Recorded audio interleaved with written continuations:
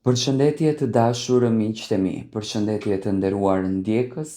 Sot jam pranë jush për të ndarë letrën edhe një rrëfim shumë të dhimbshëm. Një rrëfim që vërtet të bën që të jesh me lot. Këtë letër ma ka shkruar një djalë, është tek të 30-tat, por ai ndjehet i bekuar që në jetë ka patur një nënë që realisht të gjithë e duan ta ketë atë nënë. Atë e ka rritur gjyshi edhe gjyshja, pasi që e jema i ka vdekur, i ati është martuar me dikë tjetër dhe njerëka nuk e ka dashur dhe nuk e ka respektuar. Dhe për këtë djalë është kujdesur gjyshi dhe gjyshja, e ka rritur, e ka bërë në moshën siç është dhe ai sot dëshiron që këtë letër ta ndaj me ne. Përshëndetje Tiranë. Unë që po e shkruaj këtë letër mbase të dhimbshme, jam një djalë që jam rritur në një familje të veçantë. Kur e them të veçantë, e them me shumë bindje. Kam lindur pranë ngrohtësisë të nënës, por nuk e shijova ngrohtësinë e nënës.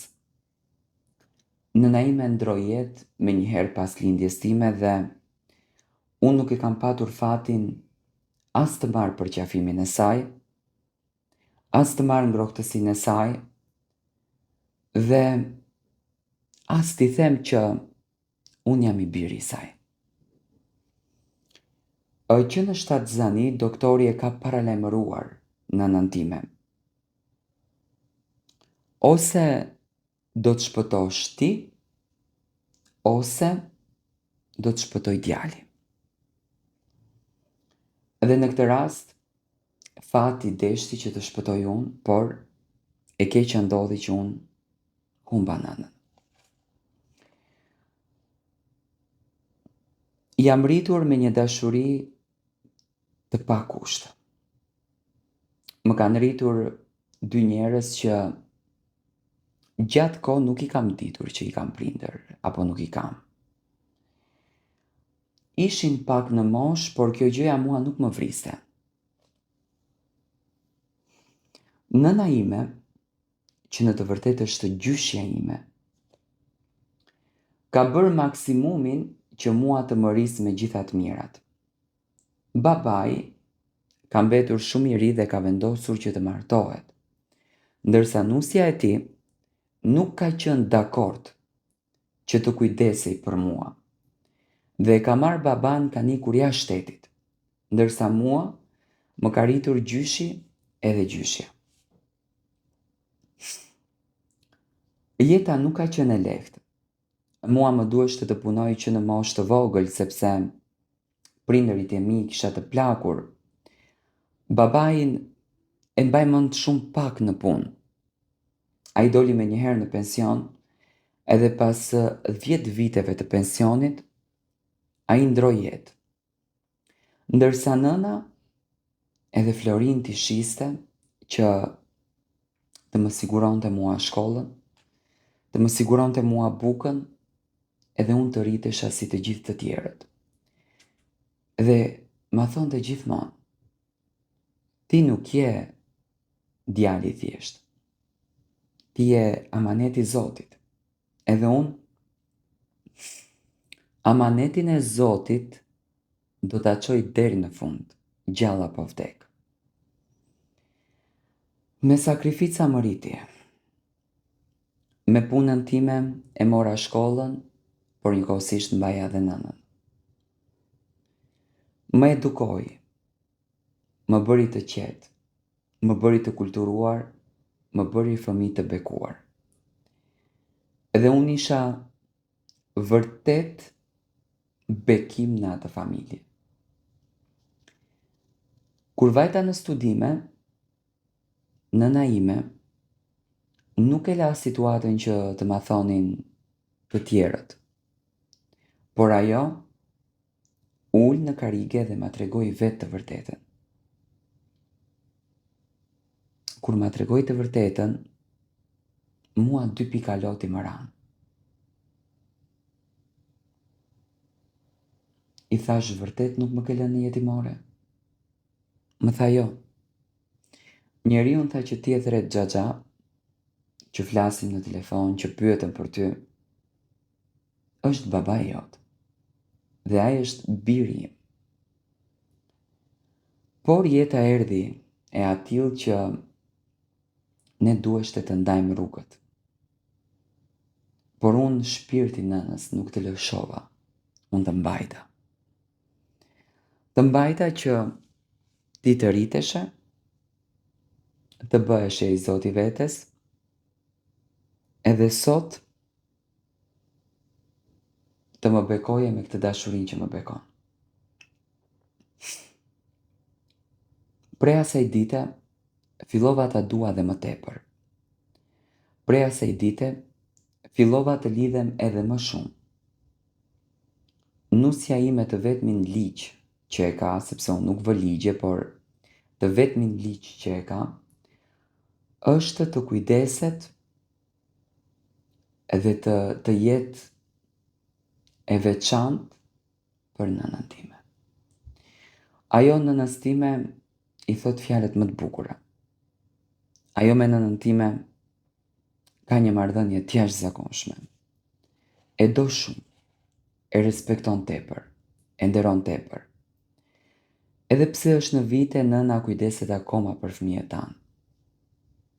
E luan rolin njëjtë të një nënës. Dhe unë ndjehem vërtet i privilegjuar. Sot në këtë letër dua t'i them vetëm 2 fjalë. Faleminderit oj nën. Faleminderit që nuk më lënë jetimore. Faleminderit që u rite dhe më kujdese për mua, më bëre të jem i devotshëm. Faleminderit që më ke qëndruar pranë në të gjitha ditët kur unë nuk e besoja që jeta do të më vinte në këtë formë. Faleminderit që më ke dhënë dashurinë, të cilën nuk e imagjinoja që do ta merrja. Faleminderit që u bëre nëna më e bekuar në botë. Më fal nëse të kam mërzitur, më fal që të kam lodhur. Nuk e kishe për detyrë të kujdeseshe për mua dhe nuk e kishe për detyrë të më rrisje mua. Por ti e bëre sepse ti e ndjeve të tillë. Unë të dua shumë.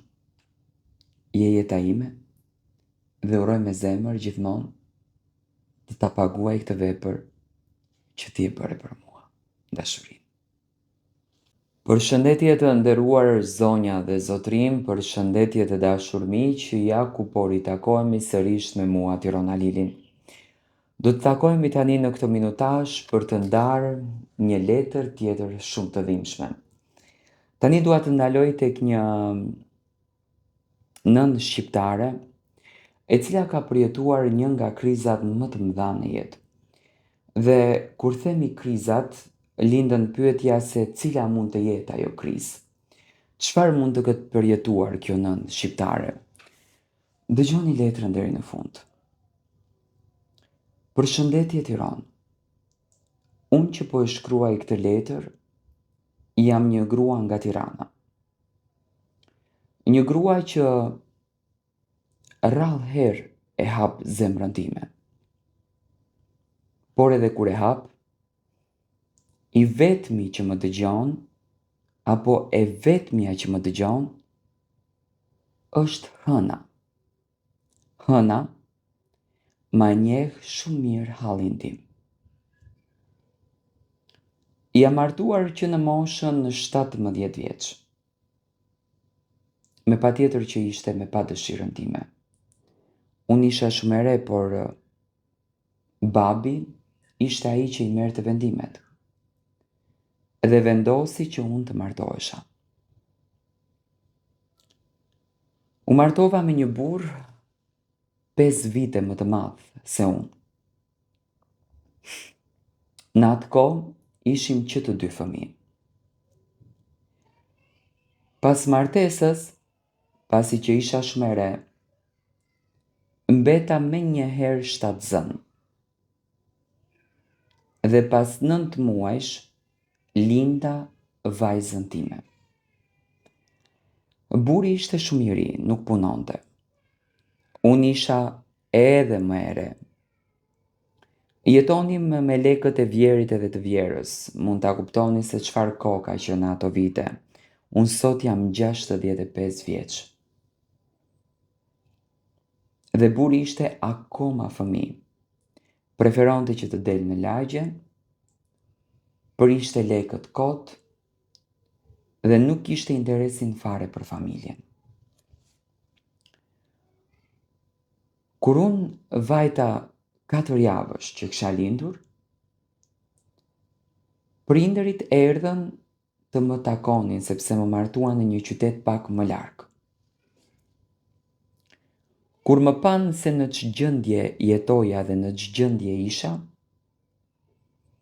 nëna vendosi që të më merrte dhe të mos të më linte më në atë derë.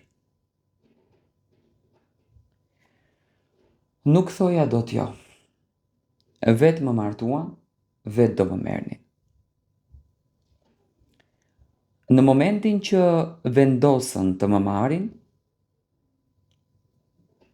babai im u ngrit në këmbë në dhomë dhe tha që ti do të vish, ndërsa vajzën do ta mbajnë këto, sepse ti je shumë e re dhe nuk e ke detyrim atë vajzë. Edhe pse në realitet unë e kisha lindur atë vajzë, si mos ta kisha detyrim.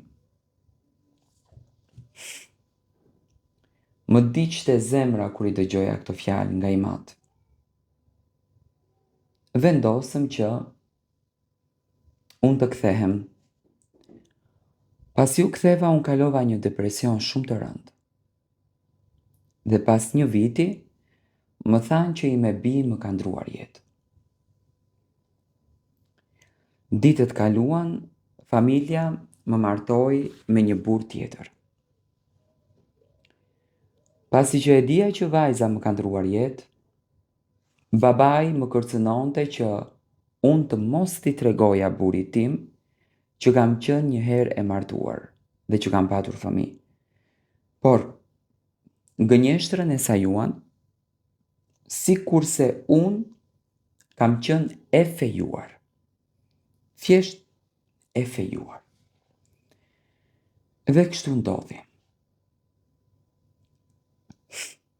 I thash që kam qenë e fejuar, gjithashtu dhe im shoq kishte qenë i fejuar, dhe vendosëm që të martohemi. Nga martesa që bëm, në jetë na kanë ardhur 4 fëmijë.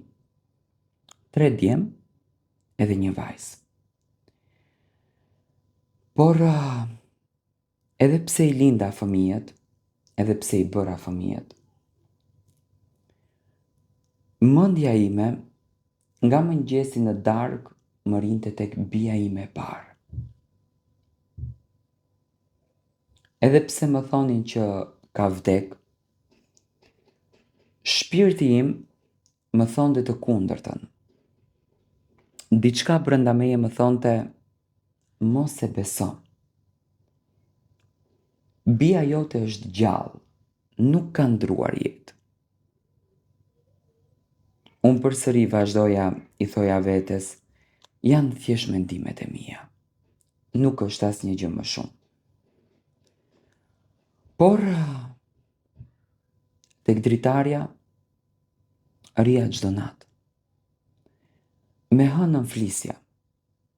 100% e bindur nuk isha. Në familjen time nuk është se e hapën më si muhabet. Por unë e kam një peng brenda vetes time. Kanë kaluar shumë vite, por edhe në ëndra mendoj që më del e vërteta. Mendoj që bia ime jeton dhe besoj tek të gjitha ato histori që ti ke ndarë më herët që nëna e ndjen të vërtetën dhe nënën askush nuk mund ta gënjen. Andaj dua të marr mendimin e ndjekësve të tu në komente. Çfarë të bëj? Të ngrihem në këmbë edhe ta kërkoj ti me bien dhe t'ja them burrit të vërtetën që nuk e di, apo thjesht ta hesht më si muhabet edhe mos kërkoj asnjë gjë nga vajza ime që me të drejtë është vajza ime. Dua të marr mendimin e të gjithë juve, ju që po më ndiqni, po më respektoni dhe po më doni. Ju lutem ma shkruani në koment mendimin tuaj.